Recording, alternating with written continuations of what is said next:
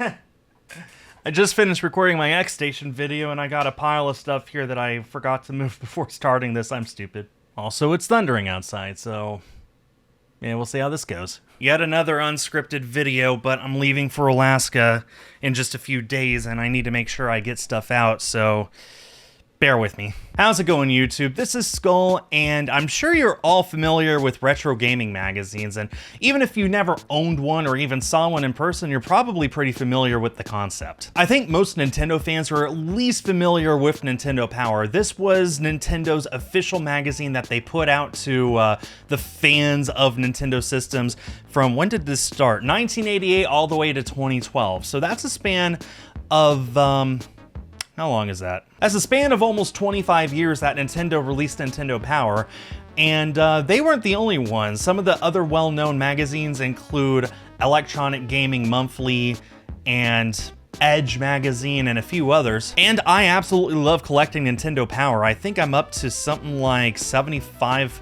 Actually, I have the spreadsheet. Can you tell this is unscripted? I am up to 78 issues of Nintendo Power, or 27% of all issues ever made, including issue number 1, so I guess I'm pretty happy about that. Look, it still has the poster. But as famous as Nintendo Power and other gaming magazines were at the time, there's one magazine that it feels slipped under the radar. In fact, I didn't even know this magazine existed until only about a year and a half ago, and that's what I'm here to talk about today. That magazine was called PSM, PlayStation Magazine. So PSM was originally launched in 1997 to coincide with the release of Final Fantasy VII. As you can see here, I have issue number 1. Man, I love this thing. And just like Nintendo Power, the whole reason for PSM's existence was to promote new and upcoming games related to the PlayStation, and then eventually the PlayStation 2 and PlayStation 3.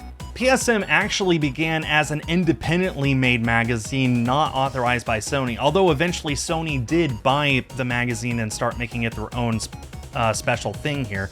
But if you were to look through this, you would see all the things that you would see in any other gaming magazine at the time. So here's an overview of that looks like Blasto, which I believe is an underrated platforming game on the PlayStation. We got this teaser here for Tomb Raider 2, and of course the cover story is this huge talk about Final Fantasy VII. Where is that? Here we go. We got this multi-page overview of Final Fantasy VII. It includes some tricks and some information on the game, so I'm trying desperately to show this off on camera here. We got Cloud and Aerith there. Aerith, as she was known then, she's Aerith now, of course.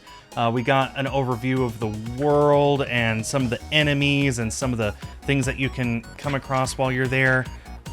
We got all this information on Materia. I think that's Kate. That's Cloud on a Chocobo. I don't think that they had introduced Kate Sith in this.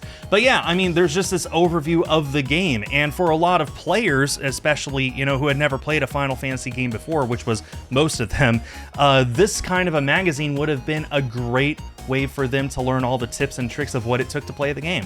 We got this section here full of reviews for games. They gave Final Fantasy VII a 5 out of 5. They gave Resident Evil Director's Cut a 5 out of 5. Let's see some of these other ones.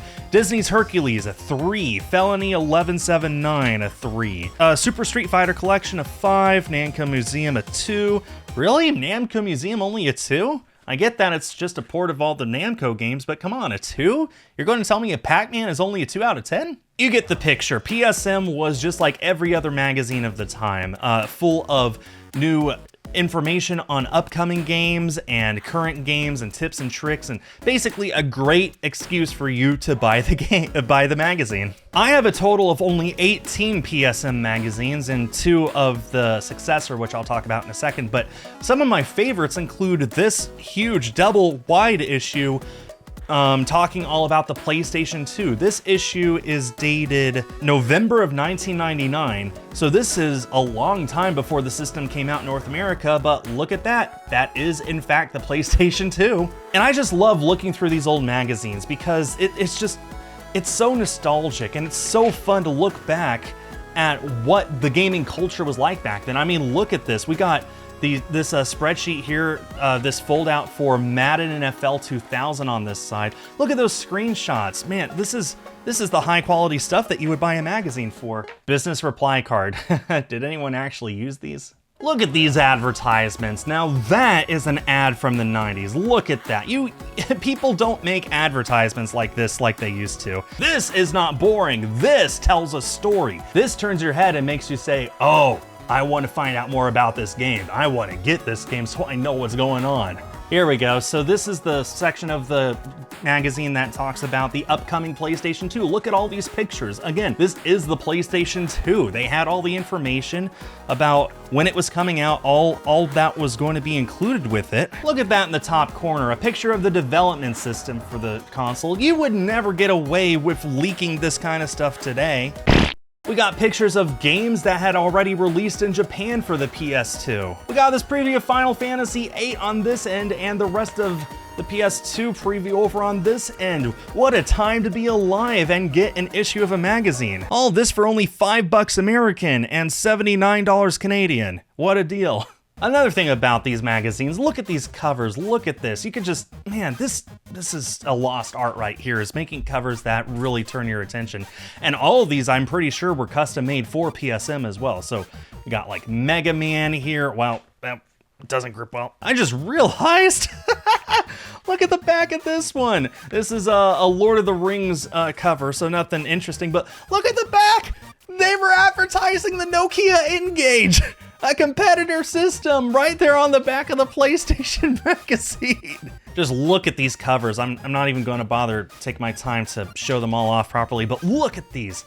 These are awesome covers. I love them. I love them. That's part of the reason I love collecting these old magazines. The covers, they just are so evocative and just, they grab your attention. Look at the Incredible Hulk. In 2007, Sony decided to rename PSM into simply PlayStation, the official magazine. And yeah, that was certainly a decision. For all intents and purposes, it is the same magazine. All of the staff was retained. The only thing that really changed was the name and the design of these. And you could tell this is like a late 2000s, early 2010s magazine. It looks more like the advertising and the information stuff from that era. Like, it looks a lot newer. Nothing wrong with newer, of course, but, you know, just, you could tell it's from a different time period. The final issue of PlayStation Magazine ever released was this one. This was the holiday 2012 issue of PlayStation Magazine. So this actually ended right around the same time that Nintendo Power ended. Whether that was on purpose or coincidence, I don't know, but as we all know, by 2012, most people weren't getting their gaming information from magazines. Most people were getting their gaming information from the internet or from, well, the internet. It's a lot harder to justify printing a magazine when you got fewer and fewer subscribers, and most of the people who are subscribed are doing it more for the novelty of owning the magazine rather than because they actually care about what's inside. So it's unsurprising and a little sad that gaming magazines just went the way of the dodo like 10 years ago. That being said, 1997 all the way to 2012, not bad. That's a 15-year lifespan for a magazine that I think most people don't even know existed. And it's still so fun these days to open up these magazines and get a look at what gaming was like way back then. Look at these pictures, look at these games, look at the screenshots and the accessories and the consoles of the time, not to mention the amazing art that was custom made for most of these magazines' covers. Nintendo Power has always had a huge fan base. PlayStation Magazine, I hardly hear anyone talk about, and that's why I made this video, just to let you guys know it exists, and I think it's awesome. About the one downside is that since so few people know it exists, it's really hard to find issues on the secondhand market. Facebook Marketplace and eBay do not have that many to go around. So that brings this video to an end. Again, sorry it was a bit more unscripted, but I think that I made my points, and I think that I talked about it pretty well. I love retro gaming magazines, especially magazines from the 90s. Just, it's such a huge part of my childhood.